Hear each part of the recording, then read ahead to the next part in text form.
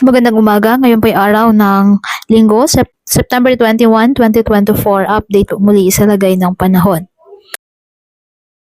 Nakalabas na po ng Philippine Area of Responsibility ang bagyong dating si Igme ayon sa Pag-asa.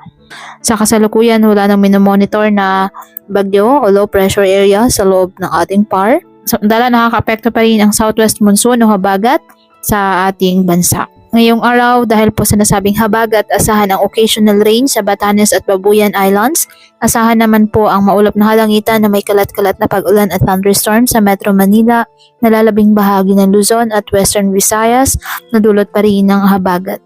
Ang nalalabing bahagi ng ating bansa ay apektado ng mga localized thunderstorms. Kaya patuloy pa rin po natin na pinag-iingat ang ating mga kababayan sa banta po ng mga posibilidad ng pagbaha at pagguho ng lupa, lalo na kapag may malalakas na ulan, at ugaliin na magdala palagi ng payong o kahit anumang panangga sa ulan sa tuwing lalabas ng ating mga tahanan. At yan po na ang update sa lagay ng panahon ngayong araw. Muli, patuloy po tayo na mag-ingat at palaging tandaan, God loves you. Stay safe and God bless.